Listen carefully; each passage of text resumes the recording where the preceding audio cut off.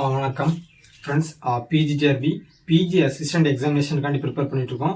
Previous கிளாஸ்ல வந்து பார்த்தீங்கன்னா ப்ராபபிலிட்டியில் தியரிட்டிக்கல் டிஸ்ட்ரிபியூஷன், அப்புறம் வந்து ஸ்டாண்டர்ட் எரர், இது எல்லாமே வந்து முடிச்சிட்டோம். இன்னைக்கு கிளாஸ்ல வந்து பார்த்தீங்கன்னா பிரின்சிபல் ஆஃப் லீஸ்ட் ஸ்கொயர் அப்படிங்கிற டாபிக் பார்க்கலாம். அந்த பிரின்சிபல் ஆஃப் லீஸ்ட் ஸ்கொயர்ல வந்து பார்த்தீங்கன்னா கர்வ் ஃபிட்டிங் எப்படி பண்ண போறோம், அதுக்கான டெஃபினிஷன் என்ன, அதுக்கான ஃபார்முலாஸ் என்ன, அதை பேஸ் பண்ணி எக்ஸாமினேஷன் எப்படி கொஸ்டின் கேட்பாங்க, அதை எப்படி அட்டன் பண்றது அப்படிங்கிற இந்த வீடியோல பார்க்கலாம். ரைட்டா? சரி, மறக்காம நம்ம டெலிகிராம் சேனலை ஜாயின் பண்ணிக்கோங்க. லிங்க் டிஸ்கிரிப்ஷன் கொடுத்துருக்கேன், மறக்காம செக் பண்ணி பாருங்க. ரைட்டா? இதே மாதிரி ப்ரீவியஸா நம்ம நடத்தின லெக்சரோட வீடியோஸோட லிங்க் எல்லாமே டிஸ்கிரிப்ஷன் கொடுங்க, அதையும் செக் பண்ணி பாருங்க. ரைட்டா? சரி ஃப்ரெண்ட்ஸ், இப்போ பாருங்க, இந்த பிரின்சிபல் ஆஃப் லீஸ்ட் ஸ்கொயர்ல இந்த பிரின்சிபல் ஆஃப் லீஸ்ட் ஸ்கொயர் அப்படிங்கிறது வந்து பாத்தீங்கன்னா இந்த கர்வ் ஃபிட்டிங்ல ரொம்ப ரொம்ப இம்பார்ட்டன்டான ப்ளே பண்ணுது. அது என்ன அப்படின்னு பாத்தீங்கன்னா, கர்வ் ஃபிட்டிங் அப்படின்னா இப்போ நம்ம நிறைய செட் ஆஃப் டேட்டாஸ் எடுத்து வச்சுக்கோங்க. அந்த டேட்டா வந்து நம்ம கிராஃபா வந்து வரையணும் அப்படின்னா அதை நம்ம நிறைய மிஸ்டேக்ஸ் நம்ம வந்து ஃபேஸ் பண்ணுவோம். இப்போ ஃபார் எக்ஸாம்பிளுக்கு நம்ம வந்து காம்பவுண்ட் பெண்டுலமே எடுக்கிறோம் அப்படின்னா அந்த காம்பவுண்ட் பெண்டுல வந்து பெண்டுலத்துல இப்படி ஒரு இது நம்ம வந்து கரு வரைவோம். அப்ப அது வரையறதுல வந்து பாத்தீங்கன்னா சில நேரம் அந்த கீழே வரும்போது பாட்டத்துல வந்து பாத்தீங்கன்னா ஒண்ணு மேல கீழே அந்த மாதிரி ஒரு ஈவனா இல்லாம அந்த மாதிரி எரர் மாதிரி நமக்கு கிடைக்கும். அதாவது அந்த மாதிரி கிடைச்சிச்சு அப்படின்னா அந்த ஜி வந்து 9.8 மீட்டர் per செகண்ட் ஸ்கொயர் அப்படிங்கிறது அப்ப கரெக்டா வராது. ஸோ அந்த மாதிரி நம்ம எக்ஸ்பெரிமெண்டல் டேட்டாவை நம்ம வந்து கிராஃபா வரையும் போது, ஒரு கருவை வரையும் போது அதுல ஏற்படக்கூடிய எரர்ஸை வந்து மினிமைஸ் பண்றதா வந்து பாத்தீங்கன்னா இதோட எய்ம் பாத்தீங்கன்னா இந்த கர்வ் ஃபிட்டிங். இந்த கர்வ் ஃபிட்டிங்ல வந்து பாத்தீங்கன்னா அது எப்படி வந்து நம்ம டெஃபைன் பண்றோம் அப்படின்னா இந்த லெட்னா எடுத்துக்கிறோம். Let set of data points xi, y. நம்ம ஆல்ரெடி தெரியும் கிராஃப் அப்படின்னால 2 dimension. So X axis and Y axis எடுத்துக்கிறோம். இதுல i அப்படின்னு பாத்தீங்கன்னா 1 2 3 x1 y1 x2 y2 x3 y3 இந்த மாதிரி டேட்டாஸ் போய்கிட்டே இருக்குது. அப்ப தென் இந்த curve equal to y equal to f of x. அப்ப இந்த மாதிரி செட் ஆஃப் டேட்டாவை வச்சு நம்ம அப்படியே வந்து கர்வ் ஃபிட் பண்ணோம் அப்படின்னா some errors we will be face. அதை ஒமிட் பண்றதுக்காண்டி என்ன பண்றோம் அப்படின்னா அந்த செட் ஆஃப் டேட்டாவை பேஸ் பண்ணி ஒரு ஈக்குவேஷன் நம்ம ஃபார்ம் பண்றோம். அந்த ஈக்குவேஷனை வச்சுட்டு அந்த ஈக்குவேஷனுக்கான கர்வ் நம்ம வரைஞ்சோம் அப்படின்னா அதோட எரர்ஸ் இருக்கு பாத்தீங்களா. இப்போ உதாரணத்துக்கு ஒரு 10 டேட்டா கொடுக்குறாங்க அப்படின்னா அந்த டேட்டா வந்து பாயிண்ட் இப்படி இருக்குன்னு வச்சுக்கோங்களேன். இந்த மாதிரி இருக்கு அப்படின்னா இதை வந்து நம்ம ஸ்டார்ட் பண்ணும்போது இப்படி இந்த மாதிரி போடுறோம் அப்படின்னா என்ன பாத்தீங்கன்னா நமக்கு வந்து அந்த எரர் வந்து நமக்கு கிடைக்கும். அதாவது என்ன எய்ம் பண்ணி இந்த டேட்டாஸ் எல்லாம் கலெக்ட் பண்ணிருக்கோமோ அதனால கிடைக்கக்கூடிய பலன் வந்து நமக்கு சரியா கிடைக்காம இருக்கும். அதாவது எரர் வந்து அக்கார் ஆகும். ஸோ இதை ஒமிட் பண்றதுக்காண்டி என்ன பண்றோம்னா இந்த principle of least square methods use பண்ணி கர்வால நம்ம ஃபிட் பண்ண போறோம். அந்த கர்வ் ஃபிட்டிங் என்ன மீனிங் அப்படின்னா இந்த செட் ஆஃப் டேட்டாஸ் இருக்குங்களா, இந்த செட் ஆஃப் டேட்டாஸை நம்ம ஒரு ஈக்குவேஷனா ஃபார்ம் பண்ண போறோம். அதான் வந்து பாத்தீங்கன்னா தென் இந்த கர்வ் இது வந்து கேபிட்டல் ஒய் அப்படின்னா ஒரு கர்வா நம்ம வந்து ஃபார்ம் பண்ண போறோம். அது வந்து லீனியரா இருக்கலாம், எக்ஸ்போனன்ஷியல், லாக், இந்த மாதிரி என்ன கர்வெல்லாம் இருக்கலாம். ஸோ இந்த செட் ஆஃப் டேட்டாஸை நம்ம வந்து ஒரு கர்வ் லீனியர், அதாவது ஒரு பாலினாமியல்ஸோ இல்லாட்டி ஒரு ஈக்குவேஷன் ஃபார்மேட்ல கொண்டு வந்து அதை என்ன பண்ண போறோம்னா ஒரு கர்வா ஃபிட் பண்ண போறோம். அதான் அப்ப then the curve y equal to f of x. இந்த f of x அப்படிங்கிறது ஒரு ஃபங்க்ஷன், எதர் e power x இருக்கலாம், இல்லாட்டி வந்து பாத்தீங்கன்னா லீனியர் பாலினாமியல் ஸ்ட்ரெயிட் லைன் இருக்கலாம், அந்த மாதிரி எல்லாமே இந்த ஃபங்க்ஷன் இருக்கலாம். ஸோ அப்ப அந்த ஒரு பர்டிகுலர் பாயிண்ட் அதான் பாத்தீங்கன்னா at x is equal to xi. அந்த xi வந்து பாத்தீங்கன்னா x1 x2 x3 அதான் ஒரு பாயிண்ட் இருக்கலாம். அப்பம்போது வந்து பாத்தீங்கன்னா the ordinate means the line. இந்த லைன் வந்து பாத்தீங்கன்னா is y1. அப்ப அந்த பாயிண்ட்ல நம்ம நோட் பண்ணோம் அப்படின்னா அது வந்து கரெஸ்ட் பண்ணி y1 தான் நோட் பண்ணுவோம். சரி, நெக்ஸ்ட் பாருங்க, if EI னா error. அதான் பாருங்க, EI is the error of approximation at x is equal to xi, then f of I. இந்த f of xi அப்படிங்கிறது வந்து பாத்தீங்கன்னா அதாவது அந்த பாயிண்ட்ல x1ல எடுக்கிறோம் அப்படின்னா அப்பம்போது வந்து பாத்தீங்கன்னா ஃபங்க்ஷன் அப்ப உதாரணத்துக்கு y equal to mx plus c எடுக்கும் அப்படின்னா அது x ன்னு இருக்கிற இடத்துல x1 அப்படின்னு போடுறோம். ஸோ அந்த பாயிண்ட்ல கிடைக்கக்கூடிய எரர் என்னன்னு பாத்தீங்கன்னா அதான் formatting EI is equal to yi minus f of xi. இது எரர்க்கான, அதாவது இப்போ நம்ம அந்த டேட்டாவை வந்து நம்ம கர்வா அதாவது நம்ம கிராஃப்ல குறிச்சோம் அப்படின்னா அது குறிக்கும் போது ஒரு லைன் ஒரு மாதிரி நம்ம கிடைக்கும், இந்த மாதிரி கிடைக்கும் வச்சுக்கோங்களேன். நெக்ஸ்ட் இந்த டேட்டாவை பேஸ் பண்ணி ஒரு கர்வ் நம்ம ஃபிட் பண்ண, அதாவது ஒரு கர்வ் ஒரு ஈக்குவேஷன் நம்ம வந்து ஜென்ரேட் பண்ணிட்டோம் அப்படின்னா அதை வந்து கர்வா நம்ம வரைஞ்சோம் அப்படின்னா எப்படி இருக்கும் பார்த்தீங்கன்னா ஒரு மினிமைஸா இருக்குது. அது ஸ்ட்ரெயிட்ல தான் இருக்கணும், ஸ்ட்ரெயிட் லைன்ல தான் இருக்கணும்னு அவசியம் கிடையாது, நமக்கு வந்து வேற மாதிரி இருக்கும். இப்போ இந்த இடத்துல நம்ம ஸ்ட்ரெயிட் லைன் எடுத்துக்கிட்டோம் அப்படின்னா அந்த எரர்ல என்ன பாத்தீங்கன்னா மினிமைஸா இருக்கு. அப்ப அந்த எரர்ஸ் எல்லாமே சம் பண்ணி ஸ்கொயர் பண்றோம் அப்படின்னா அது எப்படி மினிமைஸ்டா இருக்கும்.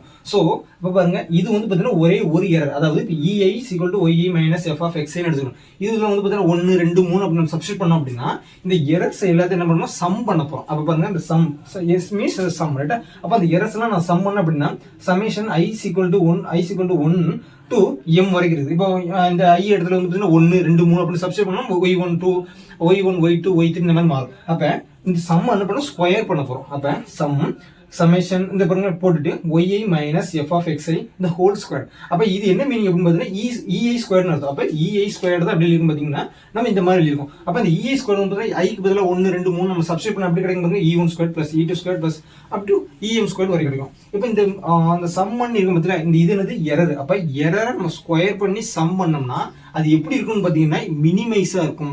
எது வந்து பார்த்தீங்கன்னா இந்த எரர் வந்து மினிமைஸா ஆகுது அப்படின்னு சொல்ல வராங்க. அதாவது sum of the minimised sum of the error squared வந்து பார்த்தீங்கன்னா எப்படி இருக்குன்னா மினிமைஸா இருக்கு. ஸோ அப்போ இந்த மாதிரி நம்ம கரு வந்து போடுறது பாயிண்ட்ஸ் நம்ம அப்படியே டிரா பண்றதை காட்டிலும் அது ஈக்குவேஷன் ஃபார்மேட்ல மாற்றி நம்ம வந்து ஒரு கருவை ஃபிட் பண்ணோம் அப்படின்னா அந்த எரர்ஸ் எப்படி பார்த்தீங்கன்னா மினிமைஸா இருக்குது. அதான் இதோட எய்ம். ஸோ இதை வந்து பார்த்தீங்கன்னா கரு ஃபிட்டிங் அப்படி இருக்கும். இந்த கரு ஃபிட்டிங் வந்து பார்த்தீங்கன்னா ஸ்ட்ரெயிட் லைன் இருக்கலாம், என்ன இதில் வேணா இருக்கலாம். ஸோ நம்ம எக்ஸாமினேஷன்ல பெரும்பாலும் இந்த லிஸ்ட் ஸ்கொயர் வந்து கேட்ட பல தடவை கேட்ட கொஸ்டின் வந்து பார்த்தீங்கன்னா இந்த வார்த்தை தான் என்ன பாருங்க, sum of least squares of error is minimised, minimum அப்படின்னு தான் அர்த்தம். அப்போ இந்த கிடைக்கக்கூடிய அந்த கரு ஃபிட்டிங் இந்த கரு வந்து பார்த்தீங்கன்னா எல்லா பாயிண்ட் வழியும் போகணும் அப்படிங்கிற கட்டாயம் கிடையாது. அது வந்து சென்டர் எப்படி டச் பண்ணணும் கூட அவசியம் கிடையாது. இப்போ பாருங்க ஃபிட்டிங் ஏ ஸ்ட்ரெயிட் லைன். இப்போ கரு ஃபிட்டிங்ல அப்போ உதாரணத்துக்கு ஒரு செட் ஆஃப் 10 டேட்டா கொடுக்குன்னு வச்சுக்கோங்களேன். அந்த 10 டேட்டால இருந்து நம்ம என்ன பண்ணோம், அதை ஒரு டேட்டாவை வந்து நம்ம வந்து பாயிண்ட் பண்ணோம் அப்படின்னா பாயிண்ட் பண்ணி கனெக்ட் பண்ணோம் அப்படின்னா நமக்கு வேற மாதிரி கூட வரலாம். அதை நம்ம இப்போ ஸ்ட்ரெயிட் லைன்ல போட்டோம் அப்படின்னா அந்த டேட்டா வந்து ஸ்ட்ரெயிட் லைன் ஃபார்மேட்ல நமக்கு மாற்றி போட்டோம்னா எப்படி கிடைக்குது, அதற்கான ஈக்குவேஷன் அந்த பாலினம் இந்த எஃப் ஆஃப் எக்ஸ் இருக்குதுன்னா இது எப்படி இருக்குது அப்படிங்கிறத பார்க்க போறோம். இப்போ பாருங்க ஃபிட்டிங் ஏ ஸ்ட்ரெயிட் லைன். அப்போ வி நோ நமக்கு ஆல்ரெடி தெரியும் ஸ்ட்ரெயிட் லைனுக்கான பாலினம் ஃபார்மேட் என்னன்னா y is equal to mx plus c அப்படின்னு நமக்கு தெரியும். இப்போ இந்த இடத்துல நான் ஒரு ஜெனரல் ஃபார்மேட் எடுத்திருக்கேன் இந்த புக்ல இருக்கிற மாதிரி.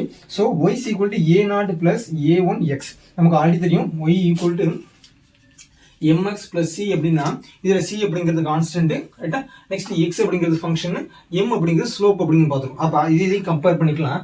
இது mx plus c அப்படின்னா இது a1 அப்படின்னு நம்ம வந்து ஸ்லோப்னு வச்சுக்கலாம். இந்த a0 அப்படிங்கிறது கான்ஸ்டன்ட். அப்போ இந்த இடத்துல வந்து a0 அண்ட் a1 ஆகுது போத் ஆர் தி கான்ஸ்டன்ட்ஸ் ரைட்டா. சரி, அப்போ இதுதான் வந்து பார்த்தீங்கன்னா ஸ்ட்ரெயிட் லைனுக்கான ஈக்குவேஷன் நம்ம ஜென்ரல் எடுத்துருவோம். இப்போ இந்த ஜென்ரல் ஃபார்மேட்டை இதை பேஸ் பண்ணிட்டு நம்ம எப்படி வந்து இதை ஃபிட் பண்ண போறோம், இந்த ஃபார்மேட்டை பேஸ் பண்ணி எப்படி நம்ம ஃபிட் பண்ண போறோம் அப்படிங்கிறது முக்கியமானது.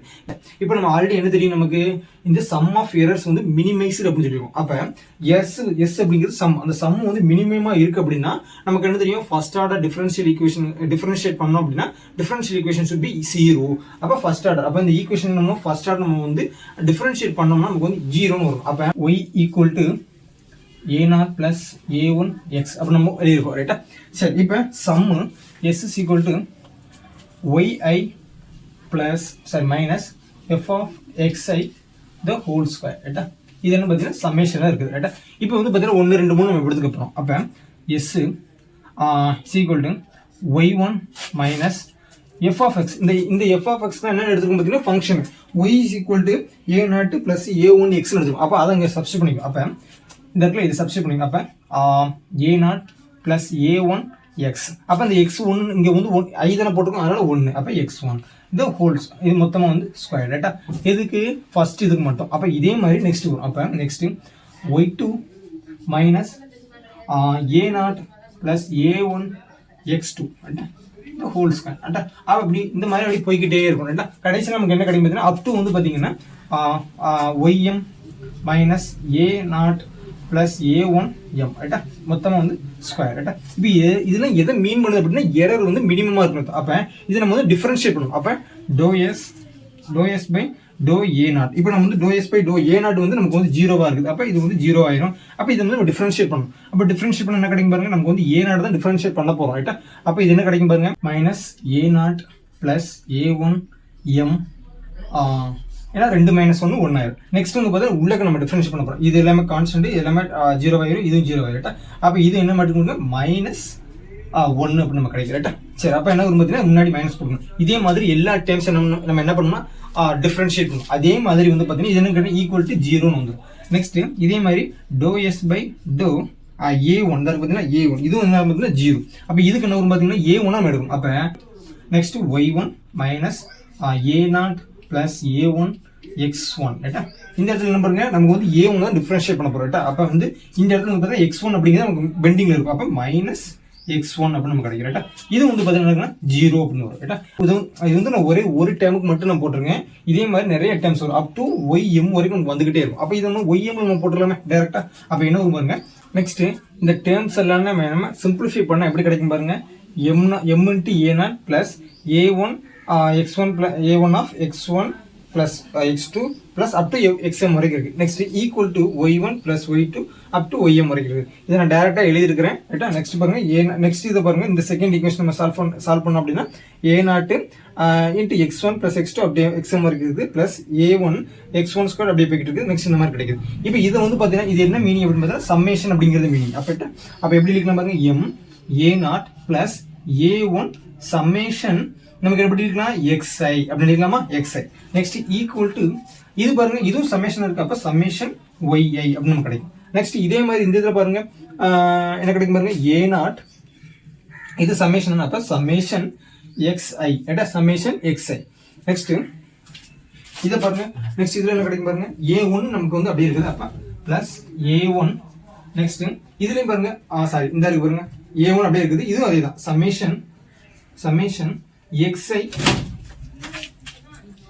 xi ஸ்கொயர் ஈக்குவல் டு இதுல பாருங்க சம்மேஷன் xi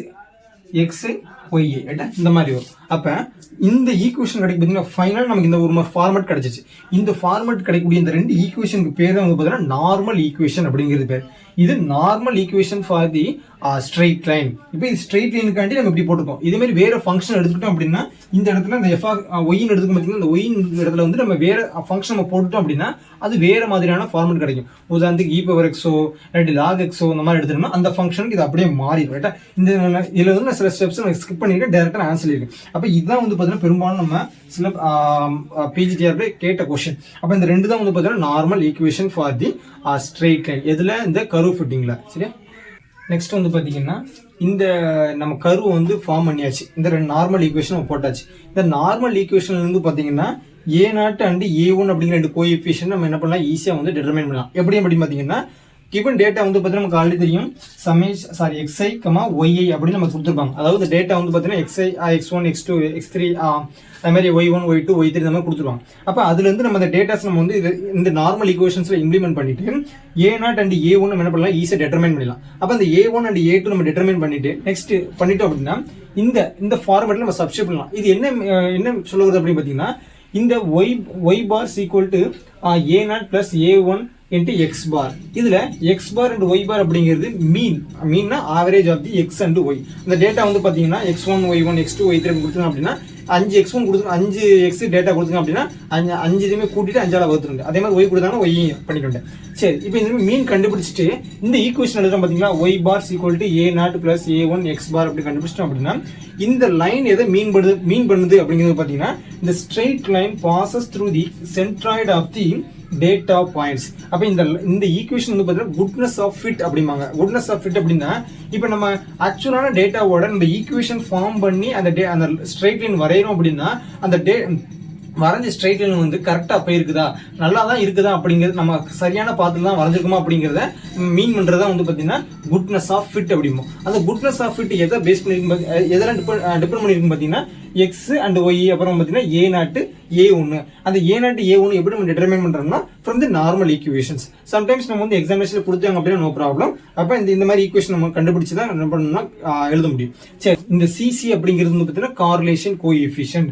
இது முக்கியமான ஒண்ணு. அப்ப correlation coefficient cc is equal to root of 1 minus s divided by sy. இப்ப s அப்படிங்கிறது வந்து பாத்தீங்கன்னா இந்த மாதிரி போடலாம். அப்ப e1 squared summation of errors squared errors e1 squared plus e2 squared இந்த மாதிரி போடலாம். அப்ப இந்த இடத்துல வந்து பாத்தீங்கன்னா ei அப்படிங்கிறது பாத்தீங்கன்னா yi minus f of xi வரும். இந்த f of xi அப்படிங்கிறது given date நம்ம அந்த ஃபார்மட் ஸ்ட்ரைட் லைன் எடுத்துட்டோம் அப்படின்னா y is equal to mx plus c, அதாவது mx plus c அப்படின்னு போடுவோம். அதாவது a0 plus a1 x அப்படின்னு நம்ம போடலாம். சோ அந்த இதை நம்ம சப்ஸ்டிட்யூட் பண்ணி இந்த மாதிரி ஃபார்மட் அதாவது sy க்கு போட்டோம் அப்படின்னா இந்த s க்கும் sy க்கு இடைப்பட்ட டிஃபரன்ஸ் ரேஷியோ தான் வந்து பாத்தீங்கன்னா ரேஷியோ அது எதுல இருந்துன்னா 1 விட கம்மியா இருக்குது. அப்ப இதான் வந்து பாத்தீங்கன்னா கோரிலேஷன் கோஎஃபிஷியன்ட் அப்படிமா. இந்த கோரிலேஷன் கோஎஃபிஷியன்ட். சோ இதுல எது சந்தேகம் இருந்துச்சுன்னா மறக்காம கமெண்ட் பண்ணுங்க. நெக்ஸ்ட் கிளாஸ்ல வந்து நம்ம அந்த ப்ராப்ளத்தை சால்வ் பண்ணி பார்க்கலாம். ரைட்டா?